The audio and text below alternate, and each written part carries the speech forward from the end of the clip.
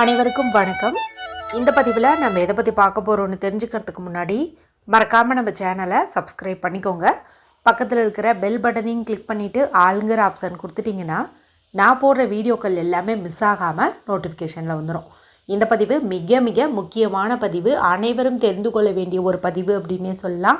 நம்மளுடைய வாழ்க்கையில் இருக்கக்கூடிய ஒட்டுமொத்த கஷ்டங்களும் ஒரே நாளில் நீங்கி நல்ல ஒரு வளமான வாழ்க்கை அமையணும், நமக்கான நல்ல பலன்கள் கிடைக்கணும், இனி தடைப்பட்ட நல்ல விஷயங்கள் எல்லாம் இனி டக்கு டக்கு டக்குன்னு நடந்துக்கிட்டே இருக்கணும், ஒரு மகிழ்ச்சியான வாழ்க்கை அமையணும். அப்படிங்கும்போது இந்த ஒரு விஷயத்தை அவசியம் எல்லாருமே செஞ்சு பலனடையுங்க. நாளைய நாளானது நமக்கு ரொம்ப ரொம்ப சக்தியூட்டப்பட்ட ஒரு நாளாகவே அமைஞ்சிருக்குதுங்க. இந்த நாளை நம்ம சரியாக பயன்படுத்திக்கிட்டோம்னாவே போதும், நான் மேலே சொன்ன எல்லாமே நடக்கும்.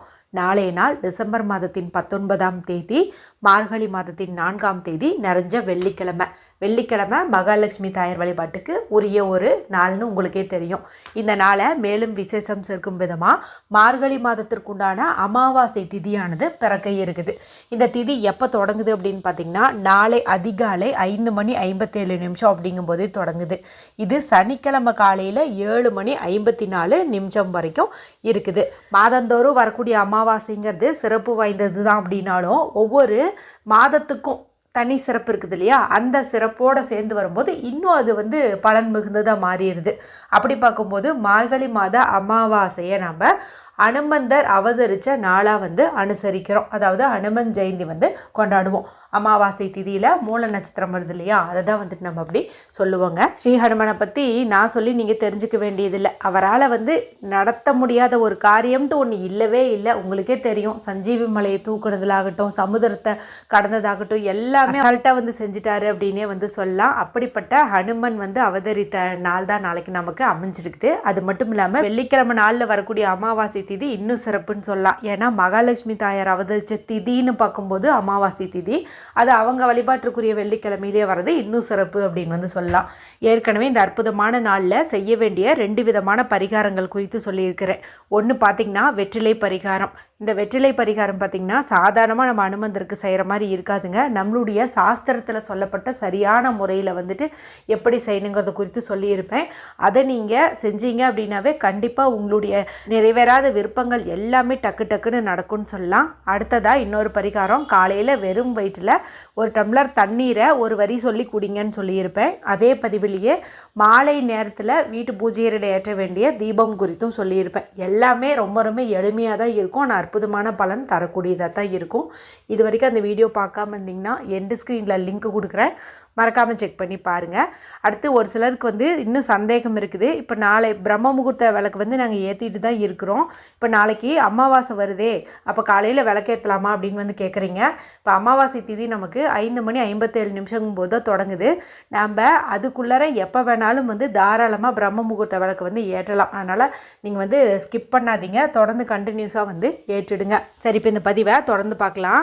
நம்மளுடைய சேனல் பொறுத்த வரைக்கும் சில விசேஷமான நாட்கள் வரும்போது எப்போதுமே குளிக்கும் தண்ணீர் பரிகாரம்னு சொல்கிறது வழக்கம் இல்லையா, அதன்படி இந்த மார்கழி அமாவாசை அது கூட ஹனுமன் ஜெயந்தியை முன்னிட்டு ஒரு ஸ்பெஷலான ஒரு சிறப்பான குளியல் முறை குறித்து தான் நம்ம இப்போ பார்க்க போகிறோம். கூடவே உங்கள் வீட்டில் துளசி செடி இருந்துச்சு அப்படிங்கும்போது இந்த ஒரு விஷயத்தையும் செய்யும்போது நிச்சயமாக உங்களுக்கு வளமான வாழ்க்கை அமையும் அப்படின்னே சொல்லலாம். ரெண்டையுமே நான் ஒரே பதிவில் சொல்கிறேன். ஸோ வீடியோவை எங்கேயும் ஸ்கிப் பண்ணாமல் பாருங்கள்.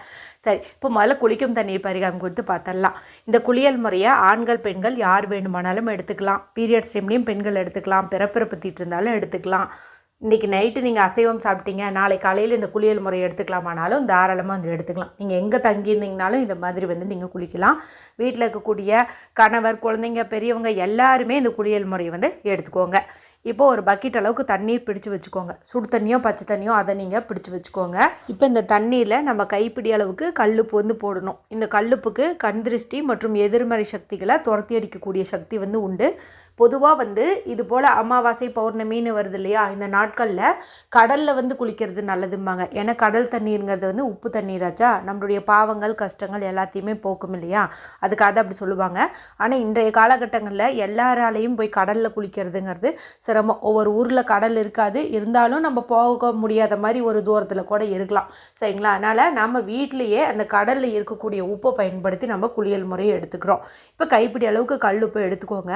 இப்போ இந்த கல்லுப்பை வலது கையால் எடுத்து எங்களுடைய கஷ்டங்கள் நீங்கணும்னு சொல்லி ஆத்மார்த்தமாக வேண்டிக்கிட்டு தண்ணீரில் வந்து போட்டுருங்க.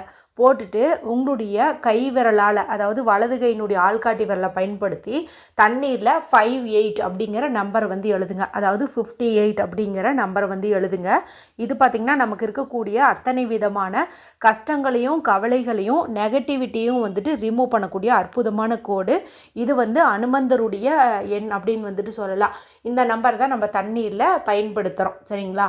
கல்லுப்பை போட்டுட்டு நீங்கள் இந்த மாதிரி வந்து தண்ணீரில் எழுதுங்க. இப்போ இந்த தண்ணீரை பயன்படுத்தி நீங்கள் தலைக்கோ உடம்புக்கோ வந்து குளிச்சுக்கோங்க. இப்போ வீடியோவை ஆல்ரெடி குளிச்சதுக்கப்புறம் தான் நாங்கள் பார்த்தோம். நாங்கள் என்ன பண்ணுறது அப்படின்னு கேட்டிங்கன்னா, நாளைய நாள் முழுவதுமே நமக்கு இந்த அனுமன் ஜெயந்தி அமாவாசை எல்லாமே வந்து இருக்குது இல்லையா? அதனால் எந்த நேரத்தில் வேணாலும் இதே மாதிரி தண்ணீர் ரெடி பண்ணிட்டு நீங்கள் வந்து குளிக்கலாம், அல்லது முகம் கை காலாவது கழுவிக்கிறது சிறப்பு. மொத்தத்தில் கல்லுப்பு தண்ணீரில் போடுறீங்க, 58ங்கிற நம்பரை தண்ணீரில் எழுதுறீங்க, அந்த தண்ணீரை பயன்படுத்தி குளிக்கிறீங்க. இதை ஒன்றா பண்ணிவிடுங்க.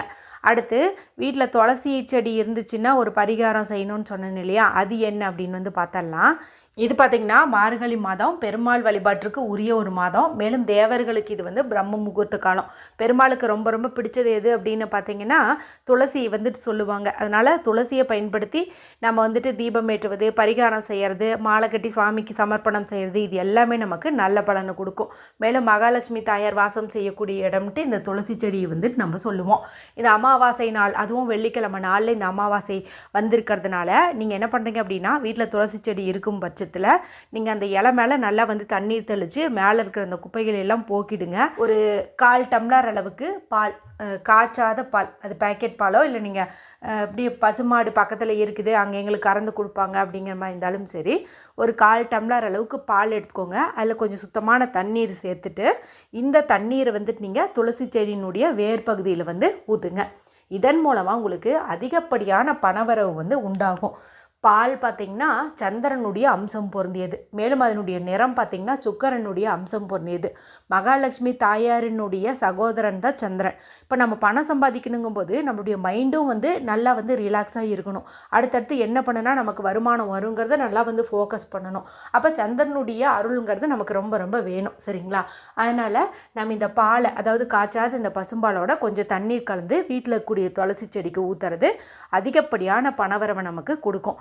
இந்த துளசி செடிக்கு நம்ம இந்த பாலை எப்போ ஊற்றணும், காலையிலையோ மாலை நேரத்துலையோ அப்படின்னு பார்த்திங்கன்னா, நீங்கள் காலையிலையும் ஊற்றலாம், அல்லது உங்களுக்கு எப்போ நேரம் கிடைக்குதோ அப்போ நீங்கள் தாராளமாக வந்துட்டு ஊற்றலாம். இந்த ஒரு முறை நீங்கள் இதை மட்டும் செஞ்சு பாருங்கள். கண்டிப்பாக நீங்கள் இந்த மாதிரி குளிச்சுட்டு இந்த ஒரு பரிகாரத்தையும் செய்கிறது சிறப்பு. துளசி செடி வீட்டில் இல்லாதவங்க பரவாயில்ல, விட்டுருங்க. நீங்கள் அந்த குளிச்சிங்க இல்லையா, அதுக்கே உங்களுக்கு நல்ல பலன் வந்து கிடைக்கும். வீடியோ பிடிச்சிருந்தால் மற்றவங்களோடையும் ஷேர் பண்ணுங்கள், லைக் பண்ணுங்கள். மற்றும் ஒரு பயனுள்ள பதிவில் உங்களை சந்திக்கிறேன். நன்றி, வணக்கம்.